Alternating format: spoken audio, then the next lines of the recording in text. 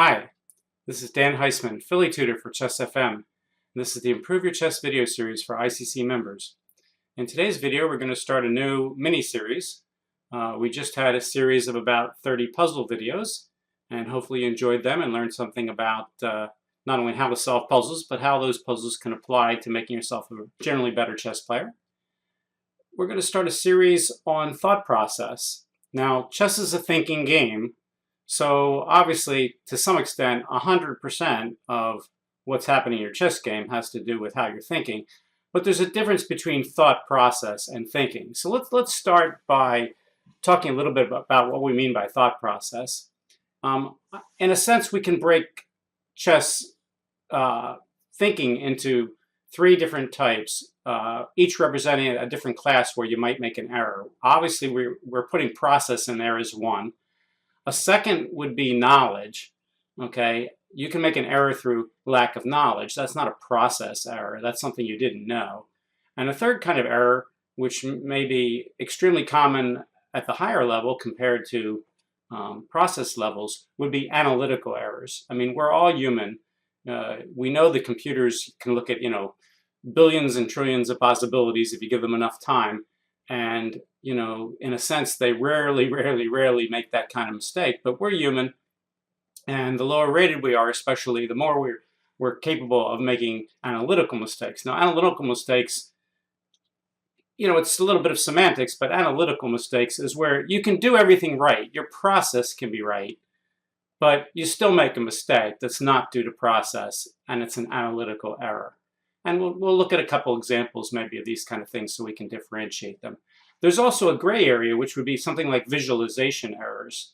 A visualization error is where you're trying to analyze and you're looking ahead in your mind, but you can't clearly see the position that you're trying to analyze. And if you can't see it, you can't analyze it very well. And there's various types of visualization deficiencies and errors.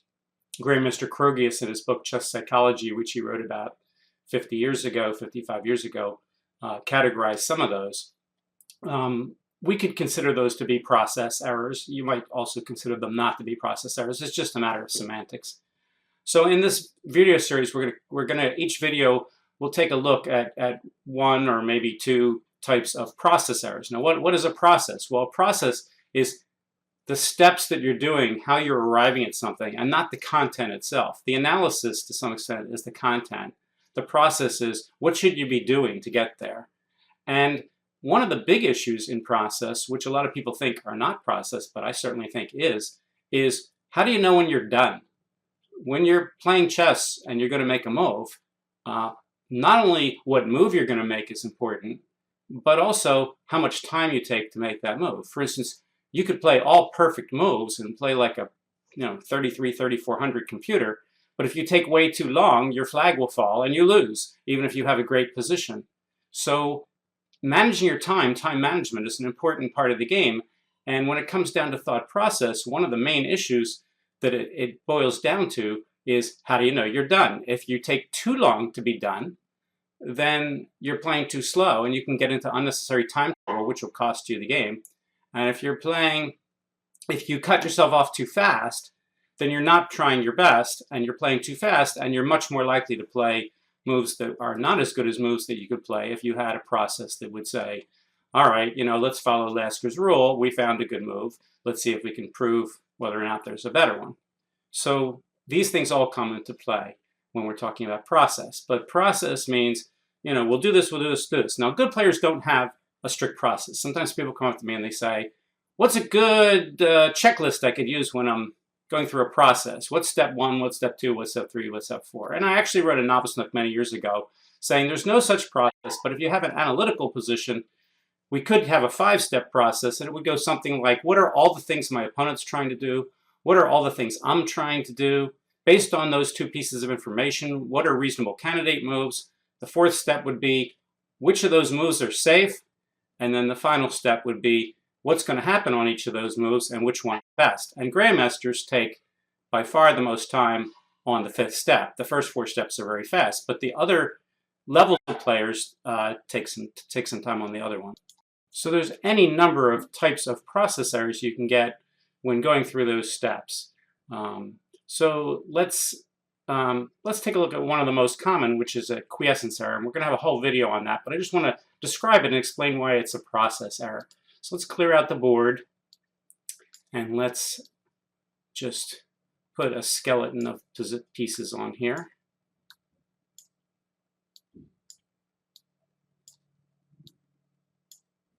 All right, so suppose it's white to play in this position.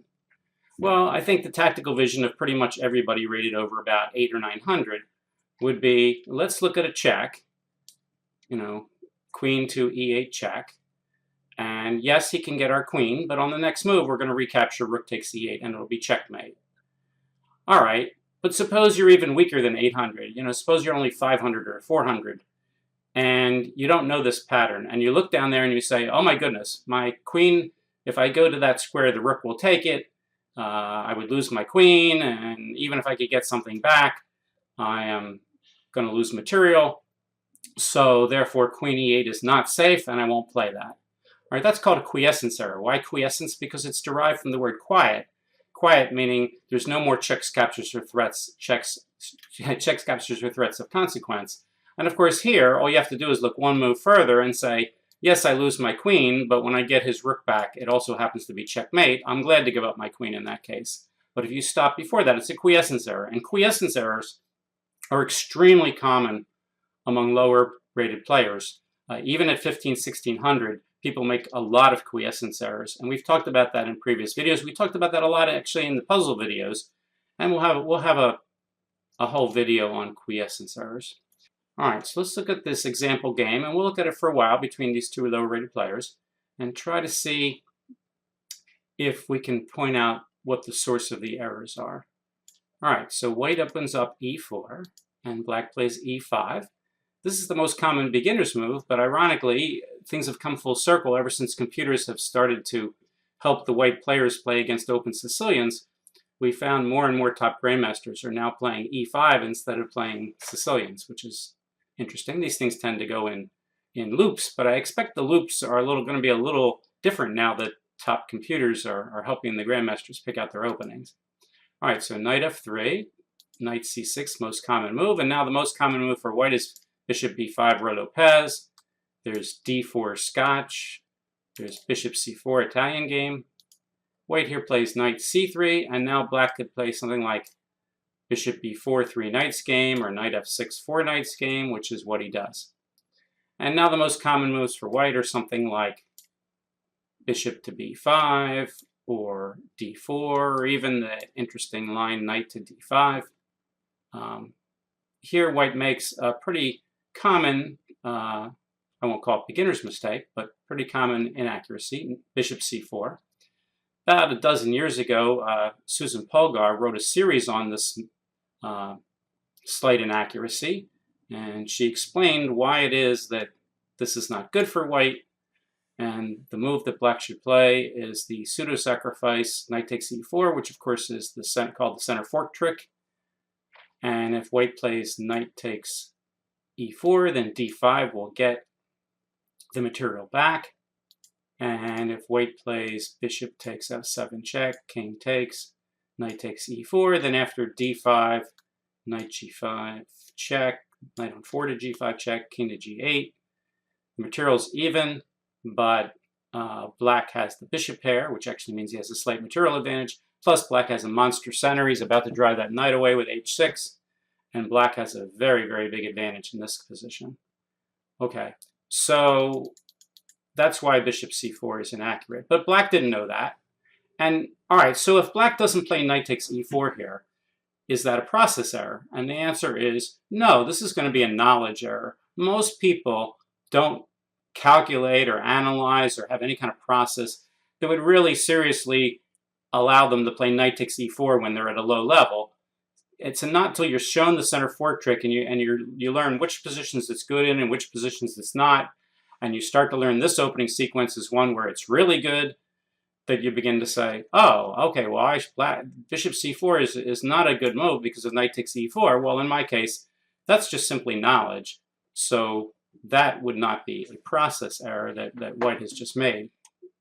Okay, so black plays bishop to c5, and now we're in a kind of a gioco pianissimo kind of position. one of the things I learned when I was a beginner was this is one of the few positions where you got to be a little bit careful about castling early because of those threats of, d3, bishop g5, knight d5. It's one of the very few exceptions where you would tell a beginner, all right, castling's probably okay, but it's a little bit dangerous. Where in most positions people castle way too late. This is one of the ones where delaying a little bit is sometimes a good idea. So here, number one move for white is to play d3, and white plays the mistake knight g5. Now, if we look at his clock, this is a 10-second increment game, and white made this bad move in 4 seconds. So how do we attribute this mistake? Well, the first thing we want to attribute it to is lack of knowledge. It's not a process error because it's pretty well known that knight g5 is not a good move in this position, and we're pretty sure that white doesn't know that, or else he wouldn't play it. Usually when grandmasters play moves fast in the opening, it's because it's a book move, not because it's not. So here white just wants to be, quote, aggressive and challenge the f7 square. But knight g5 is a threat that's not only easily met, but in meeting it, black can do what he wants anyway. So knight to g5 is not a good move. Now, if he's only taking 4 seconds, it's definitely a process error, even though it's lack of knowledge, because he didn't go through the process of saying, all right, I'm threatening f7. What are all the ways black can save it? And is the net result of that positive for me, positive for him, or neutral? And if it's positive for black, then you're not going to play it. If it's neutral, then maybe you're going to look for a better move. And if it's positive for white, then you have to decide whether there might be a better move. In this case, it's negative for white. But of course, white's not even trying to figure that out. So it's really just playing too fast. So in a sense, it's almost lack of process. And lack of process is certainly a type of process error because you're not really doing some of the things you should in your process, like creating a set of candidate moves or checking to see if you have a better move, or even looking to see if your move is safe or what the opponent's going to do about it and figuring out how good that is. This is just, let's make a move and see what happens. Well, that's great for 1-minute chess or 2-minute chess, but for slow games, that's not how you get to be a good player, is by, just making moves and seeing what's going to happen. So here, knight g5, we can tell just by looking at the clock, is at the very least a process error, even though we could certainly attribute it to lack of knowledge as well. All right, so now white's threatening f7. So what's black's role here? Well, he can't let white play bishop takes f7 check or knight takes f7, so he's got to stop it. Well, queen e7 doesn't stop it. Queen e7 would be a counting error. If you thought queen e7 was safe because black would now have 2 pieces guarding the pawn and white would have 2 pieces attacking it, that would overlook the simple fact that if the pieces are not of the same value, that kind of, 2 guarding, 2 attacking doesn't work. Because obviously here, if white plays bishop takes f7 check, if black says, oh, I can get 2 pieces, and he plays queen takes, knight takes, king takes, then white's getting a pawn and a queen, and black's only getting a knight and a bishop, which is not nearly enough, and of course then black would be losing. But if black doesn't take the bishop and he moves the king, if worse comes to worse, white can just move the bishop back somewhere. He could play d5 and is reasonable, but he could also just play, bishop to b3. And, this is not good for black. He can't castle. He's lost a pawn. So queen e7, if you thought queen e7 was a good move, you could attribute that to lack of process, because if your process only includes counting attackers and defenders, that's an insufficient process. Now if you do go through all that and you figure it out and you think it's okay and you're wrong, that's a little bit different. That's more of an analytical error where you saw all that, and then when you counted it all up in your head, you counted it up wrong and you came to the wrong conclusion. That's different, because then your process was good. It's just your analysis was bad. There's a subtle distinction there, and it's not that important because we really don't care which ones are which. But for the purposes of trying to draw lines, we could say that most of the time queen e7 is, if you play that, it's going to be a process error where you're really not counting, because we assume if you do count, you're going to come up with the fact that queen e7 is insufficient. So what are the safe moves? Well, d5 is not safe. Again, we've got 3 pieces on it, and black only has 2. So if you play d5 and white takes the pawn, then even though black might have some counterplay, in doing that, that's probably not going to be the best way to do it. That leaves only two moves. One is rook to f8, and now knight takes, rook takes, bishop takes, king takes is good for black. Even though black can't castle, he can easily put his king back on g8, and he's won two pieces for a rook and a pawn, which, as we know from advanced evaluation criteria of the pieces, is actually a slight material advantage, plus he has the bishop pair, plus he has a lead in development. So this would be really bad. But the problem with rook to f8 is not that white will take the pawn. The problem with rook f8 is that the rook is kind of a little bit awkwardly placed, and black can't castle, and his king's stuck in the center after he developed his two kingside pieces. So of course the right move here is for black to play castles. But from those other candidate moves, rook f8, not allowing him to castle. d5, not safe. He's got too many pieces on it. Queen e7, not safe. The counting shows that white can still take on f7. So it turns out castles is the only reasonable move. There just are no other reasonable moves. So it would not take a good player very long with any kind of decent process to come to the conclusion that he wants to castle anyway, and that all the other moves that defend are bad, and he wants to do this anyway, so this is good for black. So how long would you take? Well, when you ask how long someone should take, that has to do with two things: the position, which we just talked about, and the clock. Well, here, black has 58 minutes and 45 seconds, which, considering he's been out of his book for a move or two, is probably somewhat reasonable. But at this point, he wants to save his time for later when things may get more complicated. So considering by deductive logic, we could figure out that all the other black moves are clearly inferior to castling, it probably shouldn't take you more than 30 to 45 seconds to castle here. Now, suppose you realize all those things that I said, but you're a player who's too cautious, you're too worried, or you're thinking, oh, but if I castle, what's he going to do on the next move? And you start analyzing all of white's moves next. Well, white doesn't have any big checks, captures, or threats other than taking on f7. And as we already saw, once black gets a rook on f7, whether it's through rook f8 or castling, he's going to be safe. So black doesn't need to spend a lot of time figuring out what white's going to do on the next move after castles. If knight f7 and bishop f7 check don't work, then the rest of the moves there's nothing there that's much of a threat. And you need to save your time for later in the game. So taking more than 45 seconds to do additional work would be a bad process, because you'd be adding additional steps to a process that don't exist. Now, obviously, if you're a really low-rated player, and black is fairly low-rated, if you're a really low-rated player, you're going to need more time than a better player to realize that. But every player has to play with the same clock. And if you take 3, 4, 5 minutes on every move like this, what are you going to do later in the game when you really have some decisions to make? So you just really have no choice. When you have these fairly straightforward moves, you can't be overly cautious early in the game. Yes, we'd all like to take an extra few minutes on every move to really check everything out.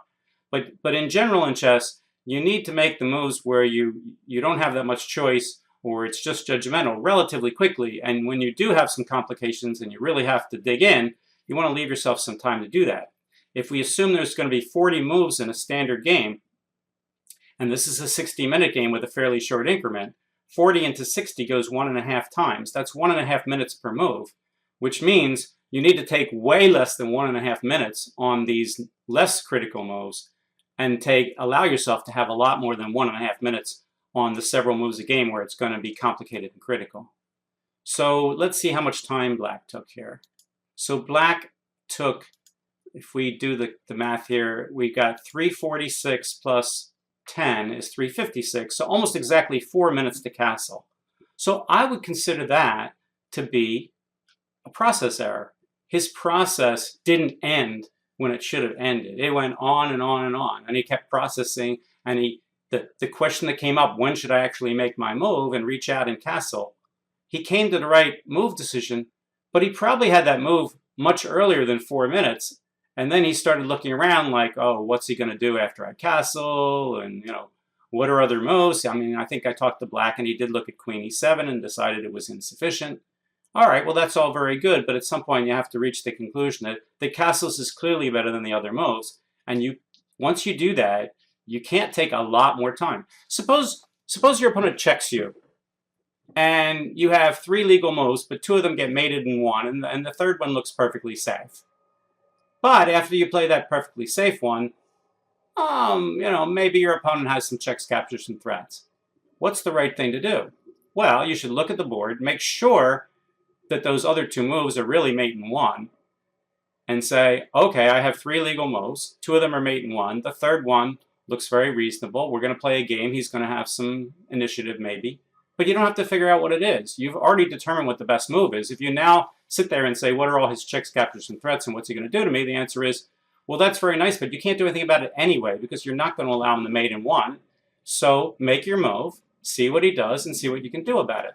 That's not how you would normally play if you had lots of choices, because if you have lots of choices that are reasonable, then some of them might be less reasonable than you think, and you have to really look and see what your opponent might do to you. What's the dangerous things? But when you only have one move, if you sit there and spend 4 minutes on it and try to figure out what's going to happen next, that's not a good process. All right. So here, that's what black's doing. It's not as bad as where you're in check and 2 of the moves are mate in one. But here, castles is clearly superior to all the other moves. If you give this position to a computer before black castled, it's going to tell you that it's not that close. That rook f8, which is the second best move, isn't as good as castling, and the other moves are probably even, like d5, are probably down even further. Okay, so let's go a little further and see what kind of errors we can find. All right, white plays knight d5. Now first of all, there's a implicit knowledge error here, which is you're supposed to move every piece once before you move any piece twice, unless there's a tactic. And knight d5 is not a tactic. It might be making some vague threats, but it's not a tactic. So white really shouldn't be doing this. All right, so what should black do now? Well, black should look for his checks, captures, and threats, and he should also look to see what white's threatening. Well, the knight on d5 is not going to take on c7. If he trades the knight over here, then the only thing that really does is clear up queen h5, but black could easily stop the mate after that. And white's losing time by moving this knight multiple times. So it's black's move, and he should look for his checks, captures, and threats. Well, his only check is bishop takes f2 check, which, in the Wilkes-Barre variation of the 2 knights, that kind of move, let's take the lines off the board. In the Wilkes-Barre variation, that kind of move is cute, but here it's probably not called for. So that's not the first move we're going to look at. That's more of a desperate move. Let's look at our capture, knight takes d5. Now the first thing we're going to notice is if white takes back on d5 with the bishop, black can simply take the knight on g5 with a discovered attack. So white's a little bit behind the 8 ball here. If white, after knight takes d5, white really only has 2 moves. He can either take with the pawn and counterattack black's knight on c6, or he can play queen h5, threatening mate, and guarding the knight on g5. But let's take a look. After knight takes d5, queen h5, this knight is threatened and the mate is threatened. But black has a very, very simple move that saves the knight and saves the mate. He just puts the knight back on f6. And all of a sudden, he's just won that knight on d5. He's also attacking the queen as a bonus. And after the queen moves, black could even play something here like h6 and say, bye-bye, Mr. Knight. He doesn't have to do that, but he could. And so queen h5 just loses a piece, which means white only has 1 move now. As I said, if he takes with the bishop, queen takes g5, wins, because if white plays d4, hitting the queen and hitting the other bishop, then black simply plays queen takes g2, renewing an additional threat, and when white finally saves the rook, black can save the bishop. Let's say bishop takes d4. And again, black has won tremendous amount of material here, and pretty much white's in a resigning position.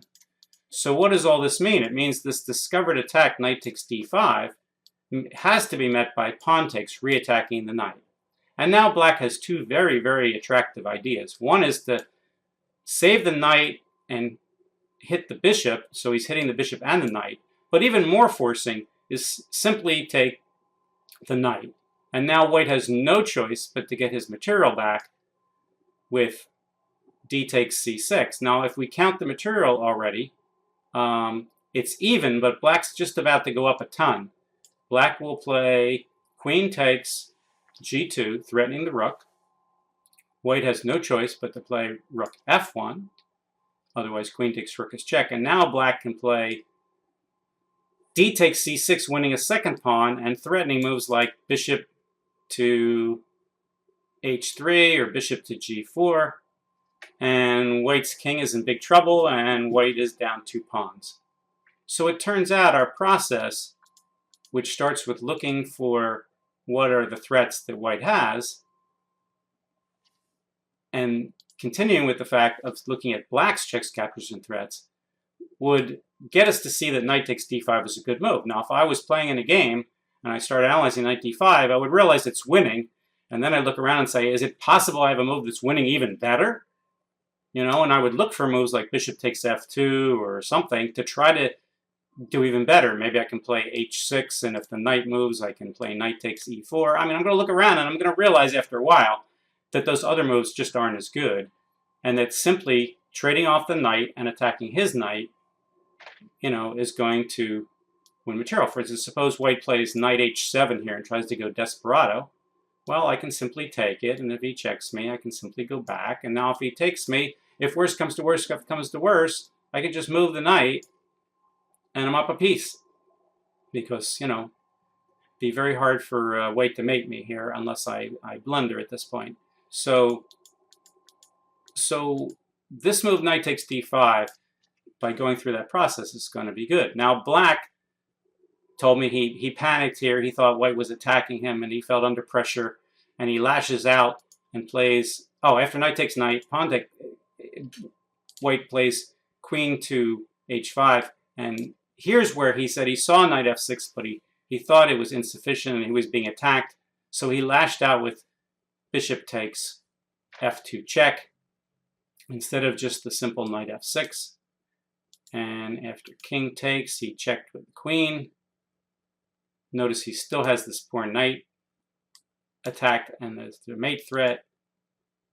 And he got out of the mate. And this actually is a clever way to get out, because when white trades queens, he'll have a pawn attacking the knight, which means that white doesn't have a lot of time to take the knight and save his knight. Of course, if he takes the knight, he's hitting black's knight.